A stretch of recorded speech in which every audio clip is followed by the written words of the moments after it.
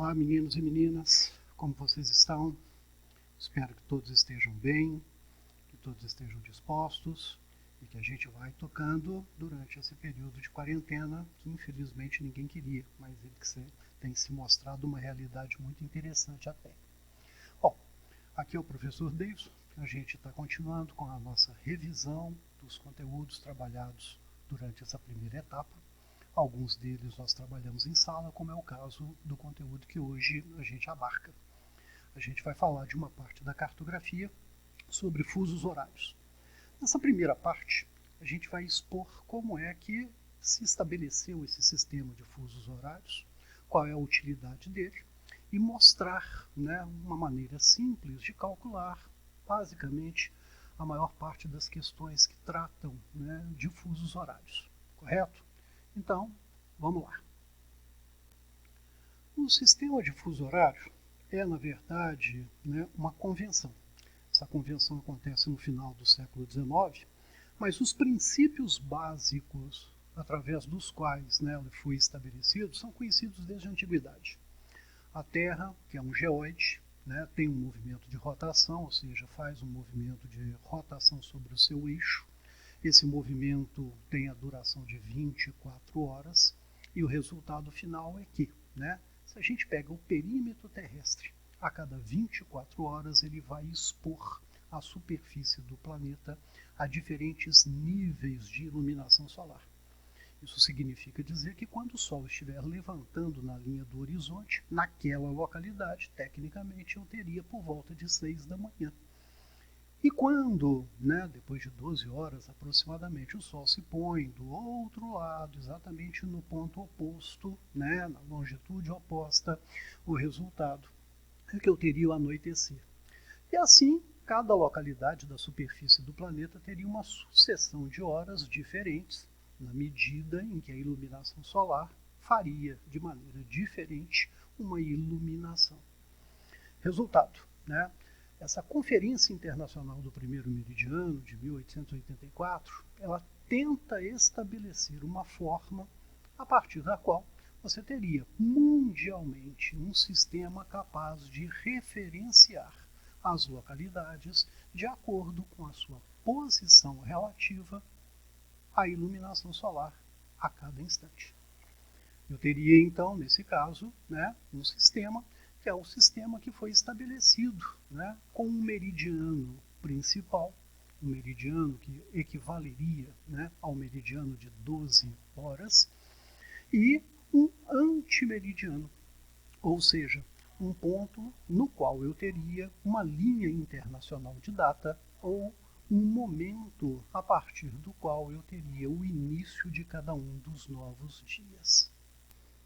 Essa linha, que é o antimeridiano, com a longitude de 180, note que aqui nós não temos 180 leste e 180 oeste, não. Na verdade, 180 é uma linha órfã, tá? Em tese, ela repete a situação de 0 grau, que também é uma linha única. Muito bem, essa linha internacional de mudança de data situa-se na Bacia do Pacífico. E ali eu tenho duas localidades, B e A, que vão nos ajudar a entender bastante bem o que significa essa linha internacional de mudança de data. Veja só, B está colocado no hemisfério leste. Você pode ver lá em cima, no alto da figura, que vamos caminhando na direção leste a partir de 135, 150, 165, 180 graus. E a partir dali, eu teria uma situação onde o número de graus, os valores em graus, estariam decrescendo. 165, 150, 135. Isso significa dizer que do lado esquerdo da figura, eu estou no hemisfério leste. B, então, está com horas adiantadas em relação a A. A está no hemisfério oeste. Nós já sabemos, em outros momentos já discutimos essa situação, que as localidades situadas a leste têm horas mais adiantadas em relação a outras localidades situadas a oeste. Então, como B está muito adiantado em relação a A, praticamente 24 horas. Se eu passar a linha internacional de data cruzando de B para A, eu teria que atrasar 24 horas. Se eu fizesse no sentido contrário, passando de A para B, eu adiantaria 24 horas. A lógica desse sistema de fusos horários, então, pode ser entendida por meio dessa figura. Veja, a rotação da Terra faz com que você tenha um movimento aparente do Sol. Em outras palavras, quando a Terra gira de oeste para leste, ela faz com que a gente tenha a sensação de que o Sol está se movimentando de leste para oeste. Muito bem. Isso significa dizer que as localidades colocadas mais a leste em relação a outras, a ideia é sempre essa, tá? Sempre uma relação. Então, as localidades situadas a leste em relação às que estão a oeste têm horas naquele dia adiantadas. Isso significa dizer, então, que na nossa figura, aquele indivíduo que está em vermelho, aquele bonequinho em vermelho, está com horas adiantadas em relação a todos os demais situados mais a oeste, em relação a ele. Esse bonequinho vermelho, se nós estivéssemos analisando alguém que estivesse à sua frente, ele passaria, por exemplo, das 13 horas no qual se encontra para as situações que seriam as mais adiantadas. 14, 15, 16, até chegar, por exemplo, naquele fuso horário destacado em laranja e que está situado no ponto oposto ao do 12 e que representa, na verdade, a situação de um ponto de antípoda em relação ao 12. Isso significa, então, que naquele ponto, naquele fuso situado na cor laranja, tecnicamente nós teríamos ali uma mudança do dia. Muito bem. E para que serve esse sistema de fuso horário? Bem, esse sistema ele tem várias utilidades. Do ponto de vista geográfico, a utilidade principal está associada com as questões de comunicação entre as diferentes localidades que hoje, cada vez mais, situam-se numa rede de transações comerciais, informacionais, financeiras e de pessoas também. Então, ele funciona, por exemplo, para aquelas condições onde você precisa de uma sincronia, de um estabelecimento, de uma concordância para as ações ligadas com comunicações, programação de viagens, embarques, desembarques, o funcionamento dos sistemas financeiros internacionais, as bolsas de valores, por exemplo, alguns casos que estão mais ligados, por exemplo, com telecomunicações, com programas televisivos, com informações, sistemas de radiodifusão, como transmissão de algum evento esportivo, e situações semelhantes. Este sistema ele tem uma importância tremenda no que diz respeito às questões jurídicas.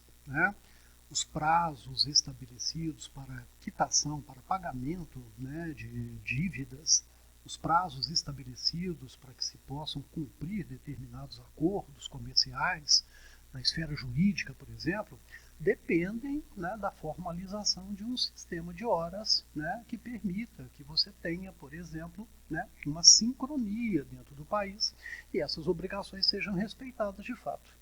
No caso do Brasil, nós temos uma situação que é bem interessante.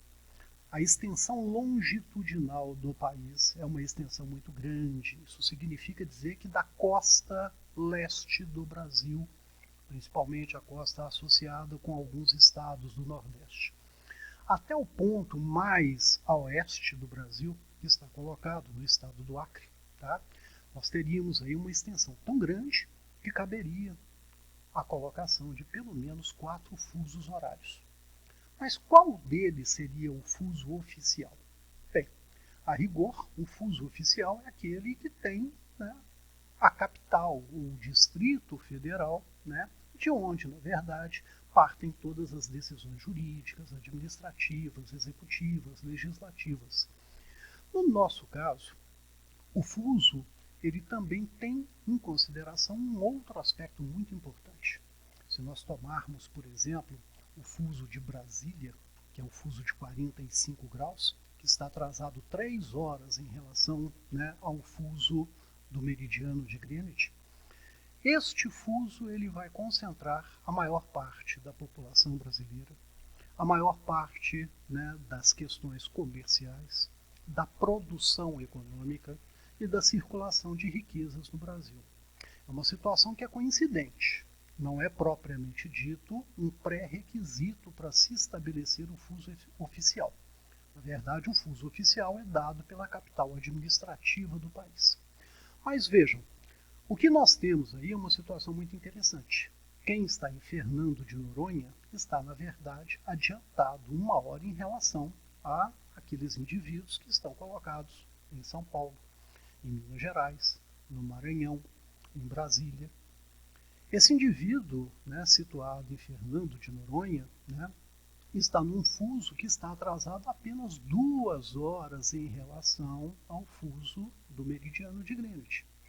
Agora, quem está colocado no Acre está com horas bastante atrasadas em relação, né, ao meridiano de Greenwich. E é uma situação muito particular. Em 2008, por exemplo, né, houve uma mudança que tentou incorporar, aliás, na verdade chegou a incorporar, o estado do Acre a um fuso do centro-oeste. Só que essa situação foi por tamanha, né, dificuldade, né, da população negligenciada, e o que se teve foi uma bagunça. Em 2010, retornou-se a uma situação com 4 fusos horários e o Acre passou a ter, né, de volta o seu fuso anterior, atrasado 5 horas em relação ao meridiano principal de Greenwich. Vamos ver um caso clássico, né, de cálculo de fuso horário. Um morador da cidade de São Paulo faz uma ligação telefônica às 13 horas e 30 minutos para um amigo residente na cidade do Cairo, no Egito. Considerando que a ligação foi estabelecida instantaneamente, qual foi o horário de atendimento local? No Cairo. Os dados estão colocados aí: São Paulo, 23 sul e 46 oeste, Cairo, 30 norte e 31 leste. A gente já falou que o fuso horário ele estabelece, né, a partir daquela faixa meridiana, ou seja, de uma linha estabelecida de um polo até outro. A distância de um fuso horário é a distância correspondente a cada 15 graus. Então, os múltiplos de 15 graus nos interessam em exercícios como esse. Nós vamos considerar, por exemplo, que São Paulo está colocado no fuso de 45 graus e não 45. E o Cairo, aliás, e não 46, né? E o Cairo está colocado no fuso de 30 leste e não de 31 leste, que na verdade compreende o fuso oficial de 30. Como é que a gente resolve um exercício desse? Inicialmente, o ideal seria que nós tivéssemos a possibilidade, né, de visualizar essa distância longitudinal e, a partir daí, tentar fazer a correspondência dela. Então vamos lá. O melhor sistema, talvez, seria aquele que colocaria, por exemplo, a linha horizontal como sendo a das distâncias longitudinais e a linha vertical marcando o meridiano 0 graus. Eu teria na direção leste, representado por L, horas adiantadas e horas atrasadas se for no sentido oposto.